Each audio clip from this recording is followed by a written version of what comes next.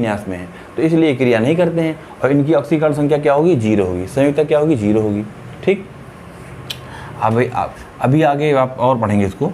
फिर है निरूपक तत्व। निरूपक तत्व बताया गया है जिनके बाहरी कोष क्या होते हैं, अपूर्ण होते हैं। बाहरी कोष अपूर्ण होते हैं का मतलब हो गया आपका, जैसे आप यहाँ पढ़े एस ब्लॉक के तत्व, पी ब्लॉक के तत्व। पी ब्लॉक के तत्व में भी अभी आपको बताया जाएगा कि यहाँ जैसे यहाँ से हम शुरू करते हैं, सबसे पहले आपका आता है हाइड्रोजन आता है, फिर लिथियम आता है, इसके बाद फिर आपका आता है बेरिलियम आता है। तो ये सब आपके कौन है, ये सब आपके निरूपक ही हैं। सबके बाहरी कोष क्या है, अपूर्ण है। ठीक, आगे आओ, देखिए अगर बाह्य कोष में 1, 2 या 3 इलेक्ट्रॉन है तो ऑक्सीकरण संख्या कितनी होगी, +1, +2, +3। ये पढ़ाया गया आपको, ये पढ़ाया गया था जब संयोजकता पढ़ाते थे तब इसको बताए थे। तब हम बताए थे कि अगर बाहरी कोष में 1, 2, 3 इलेक्ट्रॉन है तो संयोजकता कितनी होती है, 1, 2, 3 हो जाती है। संयोजकता में 1, 2, 3 हो जाएगी। और ऑक्सीकरण संख्या में क्या हो जाएगी, सब आपको और एग्जाम्पल देंगे तो समझ में आ जाएगा। ऑक्सीकरण अवस्था क्या हो जाएगी, +1, +2, +3 हो जाएगी। ठीक, जैसे एक उदाहरण इसका हम दे रहे हैं, जैसे सोडियम की ऑक्सीकरण संख्या आपको निकालनी है। ठीक है, सोडियम का कितना होता है, 2, सोडियम का होता है 11। ठीक है, ऐसे हम लोग लिखते हैं 2, 8 और 11, 1, 1। अब ये क्या करेगा, अब ये करेगा, क्योंकि तुम जानते हो ब्रह्मांड में सारी क्रियाएं क्यों होती हैं, अपने अंतिम कोष को पूर्ण करने के लिए।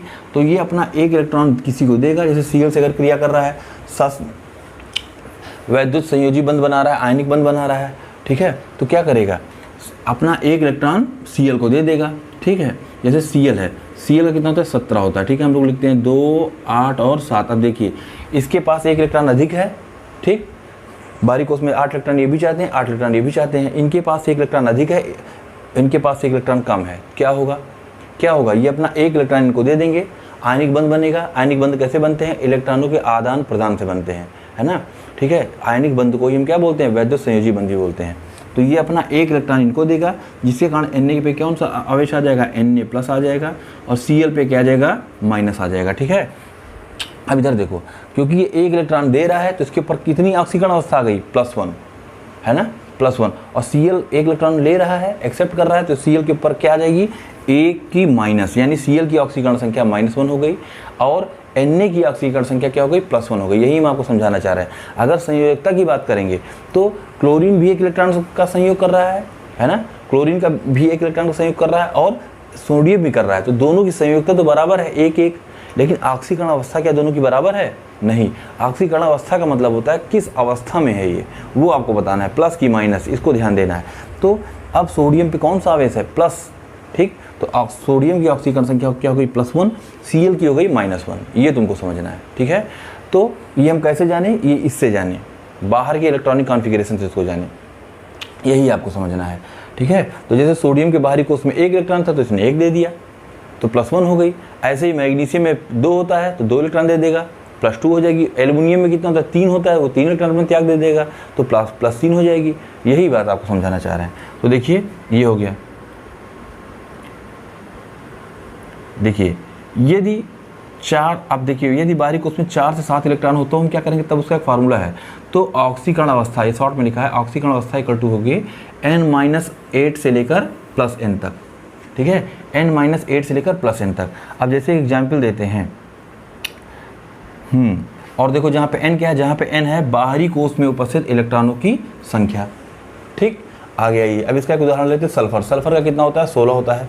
सल्फर का एटॉमिक नंबर कितना होता है, 16 होता है। हम लोग कैसे लिखते हैं, 2, 8, 6। 6 क्या है, 6 है बाहरी कोष में उपस्थित इलेक्ट्रॉनों की संख्या, यानी स्मॉल n। ठीक, यहाँ पे स्मॉल n आप मुख्य क्वांटम संख्या मत सोचने लगिएगा, वो अलग चीज़ है ना, उसका डिस्कशन यहाँ पे नहीं हो रहा है। यहाँ पे बात हो रही है आपसे बाहरी कोष में इलेक्ट्रॉनों की संख्या, उसको भी यहाँ पे स्मॉल n से ही दिखाया जा रहा है ना। तो बाहरी कोष में उपस्थित इलेक्ट्रॉन कितने हैं, यहाँ पे हैं। हम लोग सल्फर का कैसे लिखते हैं, सल्फर का लिखते हैं 16, यानी 2, 8 और 6। बाहरी कोष में कितने इलेक्ट्रॉन हो गए, n बराबर हो गया 6। अब उसको यहाँ पे रख दो, है ना। तो इसकी ऑक्सीकरण संख्या कितनी हो जाएगी, n-8, यानी 6 - 8 से कहाँ तक, +n तक, यानी कि 6 तक। ठीक है, तो 6 - 8 से लेकर हमें कहाँ तक जाना है, +6 तक जाना है।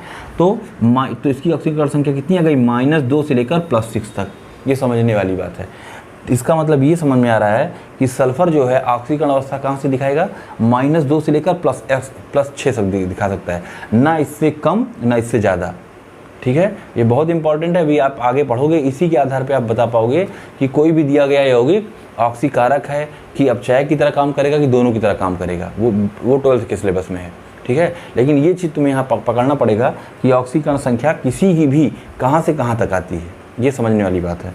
ठीक है, एक एग्जाम्पल और तुम्हें दे रहे हैं इसका। देखो, जैसे हम बात करें, हाँ, अगर इसी सल्फर की संयोजकता की बात करें तो संयोजकता तो कैसे निकालते हो तुम लोग?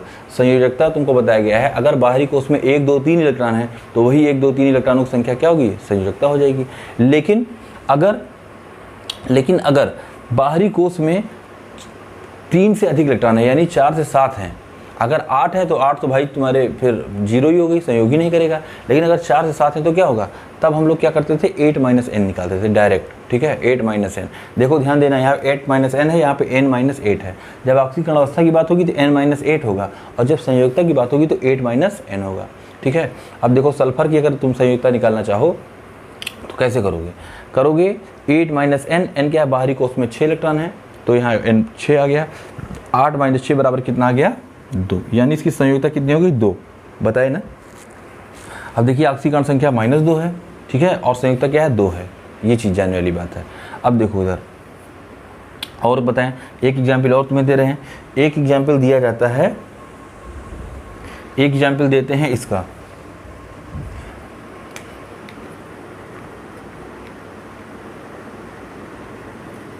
एक एग्जाम्पल देते हैं नाइट्रोजन का। नाइट्रोजन की अगर हम बात करें, नाइट्रोजन का कितना होता है? देखिए नाइट्रोजन का होता है 7। हम लोग लिखते हैं कैसे? इसका इलेक्ट्रॉनिक कॉन्फ़िगरेशन कैसे होगा? 2 और 5। पहले कोष में 2 इलेक्ट्रॉन और आखिरी कोष में 5 इलेक्ट्रॉन। ठीक है, अब कैसे करोगे बताओ? बताइए कैसे करेंगे? संयुक्ता निकालो। संयुक्ता का फार्मूला क्या होता है? 8 - n। तो 8 - n जब तुम करोगे तो 8 - 5 यानी कितनी आ गई? 3 आ गई। संयुक्ता तो इसकी 3 हो गई। लेकिन अगर ऑक्सीकरण अवस्था की बात करें तो ऑक्सीकरण अवस्था का फार्मूला क्या होता है? n - 8 से लेकर +n तक, है ना। n - 8 से +n तक जाना है तुम्हें। अब क्या करोगे तुम? अब n का मतलब हो गया 5 - 8 से 5 तक जाना है, यानी कि इसकी ऑक्सीकरण संख्या कितनी आएगी? -3 से +5 तक आएगी इसकी ऑक्सीकरण अवस्था। ठीक है, मिनिमम ऑक्सीकरण संख्या यानी कि न्यूनतम कितनी दिखाएगा? -3, और अधिकतम कितनी दिखाएगा? +5। बहुत जरूरी चीज़ है ये। अभी यही तुमसे बाद में पूछा जाएगा, अमोनिया, ठीक है, किसकी तरह बिहेव करेगी? क्यों करेगी? ऑक्सीकारक की तरह करेगी कि अपचायक की तरह करेगी? HNO3 ऑक्सीकारक की तरह बिहेव करेगी कि अपचायक की तरह काम करेगी? HNO2 किसकी तरह करेगी? ऑक्सीकारक की तरह कि ये अपचायक की तरह कि दोनों की तरह? ऐसे क्वेश्चन पूछा जाएगा। वो तुम तभी बता पाओगे जब आपको ये पता हो कि ऑक्सीकरण अवस्था कैसे निकाली जाए। ठीक है, अब ये हो गया। अब देखिए फिर आपका है संक्रमण तत्व। संक्रमण तत्व जान जाओ, संक्रमण तत्व पढ़ा ही है। संक्रमण तत्व डी ब्लॉक के तत्व जितने हैं सब संक्रमण तत्व हैं। ठीक है, अब बाहरी कोष इनके क्या होते हैं? इनके बाहरी 2 कोष अपूर्ण होते हैं और ये क्या करते हैं? परिवर्ती ऑक्सीकरण अवस्था दिखाते हैं। ठीक, ये परिवर्ती ऑक्सीकरण अवस्था, परिवर्ती का मतलब होता है एक से अधिक ऑक्सीकरण अवस्था दिखाते हैं। अब देखिए बाहरी कोष जो होते हैं, बाहरी कोष के S इलेक्ट्रॉन और पिछले कोष के D इलेक्ट्रॉन ये बंध बनाने में क्या करते हैं? भाग लेते हैं। यानी कि इसको ये समझना है तुमको, जो डी ब्लॉक के तत्व होते हैं तुमको पढ़ाया गया है पूरा, सेक्टिव, विक्रोमन, फिकोनिक्यूजन, यानी स्कैंडियम, टाइटेनियम, वेनेडियम, ये सब आपको इलेक्ट्रॉनिक कॉन्फ़िगरेशन निकालना सिखाया गया है, सब सिखाया गया है ना। भाई इलेक्ट्रॉनिक कॉन्फ़िगरेशन के इतने क्लास चले उसमें यही तो सिखाया गया है। स्कैंडियम 21 का कैसे भरते हैं, टाइटेनियम 22 का कैसे भरते हैं, ठीक है, वेनेडियम 23 का कैसे भरते हैं, क्रोमियम का कैसे भरते हैं। क्रोमियम और कापर क्या है? दोनों एक्सेप्शन है। ठीक है, क्रोमियम कापर दोनों एक्सेप्शन है, इसको कैसे भरते हैं सब समझाया गया आपको, उसी की बात हो रही है यहाँ पे।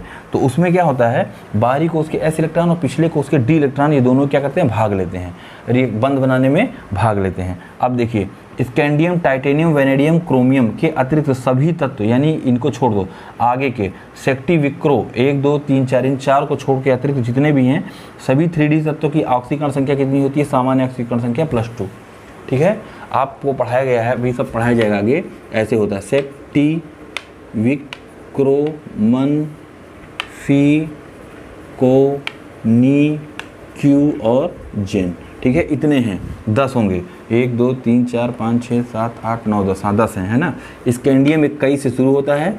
ऐसे तुम्हें अगर गिनती आती तो लिखते चले जाओ। स्कैंडियम 22 23 24 25 26 27 28 29 और 30, ऐसे होता है। ठीक है। ये सब क्या लिखा है, ये सब इनके का लिखा है एटॉमिक नंबर, ये इनका एटॉमिक नंबर है, ठीक है। अब अगर हम बात करें तो इतने लोगों की, इतने लोगों को छोड़ के और बाकी सब कितनी ऑक्सीकरण संख्या देते हैं, +2 की ऑक्सीकरण संख्या सब देते हैं सामान्यतः, है ना। और भी दे सकते हैं लेकिन +2 की सब देंगे, है ना। और भी दे सकते हैं +3 +4 भी दे सकते हैं, लेकिन +2 तो सभी देंगे।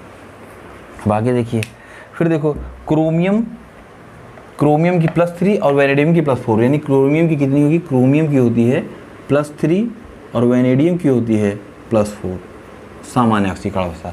अब इसको आगे पूरा डिस्कस किया जाएगा, इसको आप लोग नोट कर लो।